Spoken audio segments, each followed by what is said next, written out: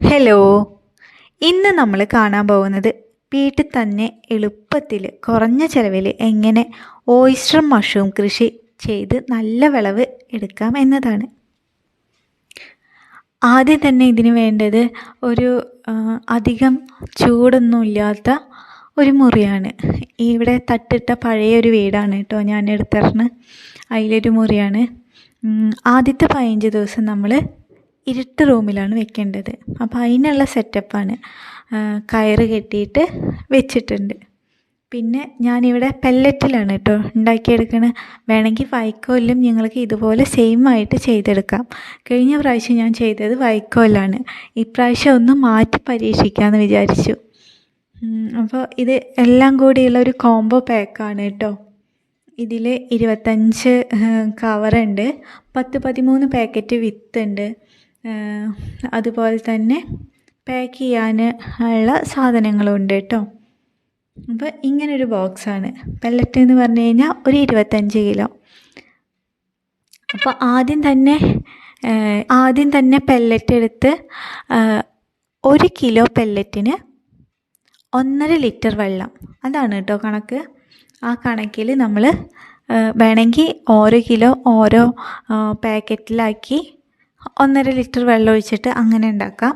ഞാനിത് ഒന്നിച്ച് പകുതിയും ഒരു 10 കിലോ വീതം എടുത്ത് അതിന് പാകത്തിനുള്ള വെള്ളം ഒഴിച്ചിട്ട് തയ്യാറാക്കി വെച്ചതാട്ടോ. ഇതാണ് അതിൻ്റെ വിത്ത് എന്ന് പറഞ്ഞാൽ ഇതിന്ന് നമുക്കൊരു 3 പാക്കറ്റ് വരെ ഉണ്ടാക്കാം കേട്ടോ. അപ്പോൾ ആദ്യം തന്നെ ഈ മഷ് പെല്ലറ്റ് 1 കിലോയ്ക്ക് 1.5 ലിറ്റർ വെള്ളം ഒഴിച്ചിട്ട്, ചൂടുവെള്ളം കേട്ടോ, തിളച്ച വെള്ളം വേണം നമ്മൾ ഒഴിക്കാൻ വേണ്ടിയിട്ട്. അങ്ങനെ തിളച്ച വെള്ളം ഒഴിച്ച് അടച്ച് ഒരു 8 മണിക്കൂർ അല്ലെങ്കിൽ 12 മണിക്കൂറൊക്കെ മുഴുവനായി തണുക്കണം കേട്ടോ.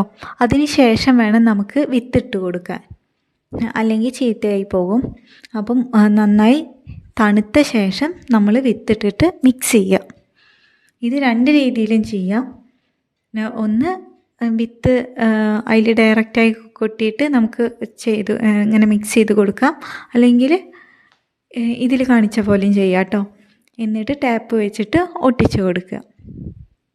ഇതൊക്കെ അങ്ങനെ തയ്യാറാക്കിയെടുത്തതാണ് കേട്ടോ. ഞങ്ങൾ 2 സ്റ്റെപ്പായിട്ടാണ് ചെയ്ത്. ഒന്ന് ഇങ്ങനെ ചെമ്പിൽ മൊത്തത്തിൽ വെള്ളം ഒഴിച്ചിട്ട് ഒരു 10 കിലോ എടുത്തിട്ട് ഇങ്ങനെ മിക്സ് ചെയ്ത് കവറിലാക്കി ടാപ്പ് ഒട്ടിച്ച് കൊടുത്തു. പിന്നെ ഡയറക്റ്റ് കവറിലേക്ക് 1 കിലോ വീതം അളന്ന് മഷ് പെല്ലറ്റ് എടുത്ത് 1.5 ലിറ്റർ തിളച്ച വെള്ളം ഒഴിച്ച് വെച്ച്, പിന്നെ അത് നന്നായി ചൂടാറിയതിന് ശേഷം കുറച്ച് വിത്ത് അതിൻ്റെ മുകളിലിട്ട് മിക്സ് ചെയ്തിട്ട് അങ്ങനെയും ചെയ്തു കേട്ടോ.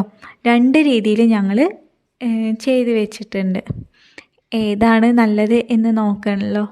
പിന്നെ ഒന്നിൽ ഞങ്ങൾ കുറച്ച് സൈഡ് ഫോക്കസ് ചെയ്ത് വിത്തിട്ടു, മറ്റേതിൽ എല്ലാം വൈക്കോലിൽ ഇതിന് മുന്നേ ചെയ്തിട്ടുണ്ടെങ്കിലും പെല്ലറ്റിൽ ആദ്യമായിട്ടാണ് ചെയ്യണത്.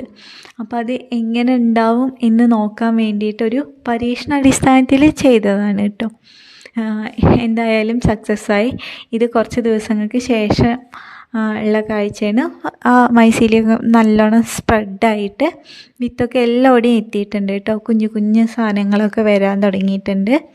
ഇനി ഇതാണ് കേട്ടോ, ഈ വന്നതാണ് ഇങ്ങനെ വലുതാവണേ. ഇത് കുറച്ചും കൂടി വലുതായിട്ടുള്ള കൂനാണ്.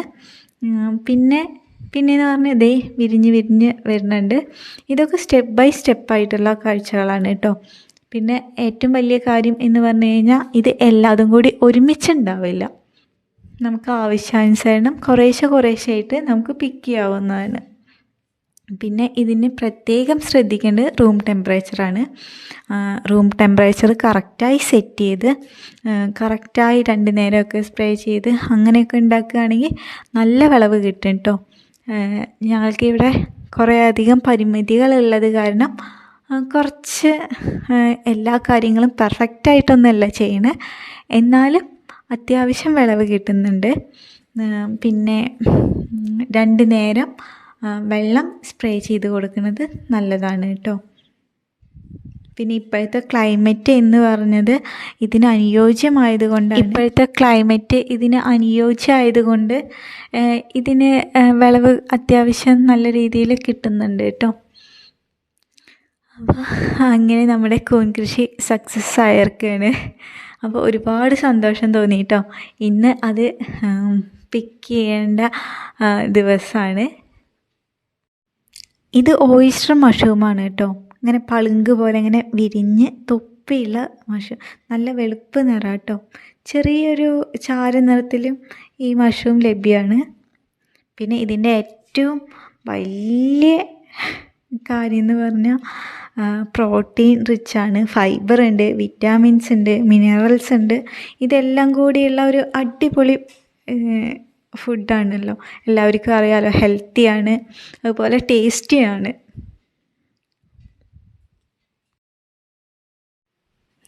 അങ്ങനെ നമ്മൾ ഇന്ന് വിരിഞ്ഞതൊക്കെ മെല്ലെ പറിച്ചെടുക്കുകയാണ് കേട്ടോ, നല്ലോണം ആയത് മാത്രം. ആദ്യം ഞാൻ ഇതും കൊണ്ട് ബ്ലേഡ് കൊണ്ട് ചെറുതായിട്ട് എടുക്കാമെന്നാണ് വിചാരിച്ചത്. പക്ഷേ അതിനെക്കാട്ടി എളുപ്പത്തിൽ ഒന്നിങ്ങോട്ട് ടെസ്റ്റ് ചെയ്യുമ്പോഴേക്ക് തന്നെ പെട്ടെന്ന് കിട്ടുന്നുണ്ട്. അപ്പോൾ ഞാനത് ഒഴിവാക്കി കേട്ടോ. ബെഡ് അനങ്ങാതെ അധികം സ്ട്രെസ്സ് കൊടുക്കാതെ എല്ലാം ശ്രദ്ധിക്കണം. പിന്നെ ഏറ്റവും നന്നായി വിരിഞ്ഞത്, നല്ലപോലെ വിളഞ്ഞത് മാത്രം എടുത്താൽ മതിയാവും. മറ്റത് ഒരു ദിവസം കൂടിയൊക്കെ നിൽക്കും കേട്ടോ. അപ്പോൾ എല്ലായിടത്തും ഒരുപോലെ വിളഞ്ഞ ഇത് മാത്രമാണ് കേട്ടോ പിക്ക് ചെയ്യണുള്ളൂ. അല്ലാത്തത് അവിടെ നിർത്തി കൊടുക്കുന്നുണ്ട്. പിന്നെ ഇത് നമ്മുടെ ഇതിലൊക്കെ ചെറിയത് കുഞ്ഞിത് അടുത്തതിലേക്കുള്ളതും കൂടി ഉണ്ടാവുന്നുണ്ട് കേട്ടോ. പിന്നെ ഞങ്ങൾക്ക് പറ്റിയ ഒരു മിസ്റ്റേക്ക് എന്ന് പറഞ്ഞു കഴിഞ്ഞാൽ, ഞങ്ങളൊരു 2 ദിവസം ഇവിടെ ഉണ്ടായിരുന്നില്ല. അതുകൊണ്ട് തന്നെ സ്പ്രേ ചെയ്ത് കൊടുക്കാൻ വിട്ടുപോയി. അപ്പോൾ അങ്ങനൊരു മിസ്റ്റേക്ക് പറ്റി. പ്രത്യേകം ശ്രദ്ധിക്കേണ്ട കാര്യം, 2 നേരവും സ്പ്രേ ചെയ്ത് കൊടുക്കണം. എങ്കിൽ ആ ടെമ്പറേച്ചർ മെയിൻറ്റെയിൻ ചെയ്യാനും, പിന്നെ ഇതിലേക്ക് നുഴമ്പ് അങ്ങനെയുള്ള എന്തെങ്കിലുമൊക്കെ ഇതുണ്ടെങ്കിൽ അതെല്ലാം പോയി നല്ലതാവാനും എല്ലാറ്റിനും ഹെൽപ്പ് ചെയ്യും കേട്ടോ. ഫസ്റ്റ് ദിവസം തന്നെ പ്രതീക്ഷിച്ചാലും കൂടുതൽ വിളവുണ്ടായതിൻ്റെ സന്തോഷമാണ് കേട്ടോ എല്ലാവർക്കും. ആദ്യം കണ്ടത് ഏട്ടനാണ്. ഏട്ടൻ രാവിലെ തന്നെ പോയി നോക്കിയിട്ട് ദേ കൂനുണ്ടായിരുന്നു എന്ന് പറഞ്ഞു. അപ്പം തന്നെ ഓടിട്ടോ.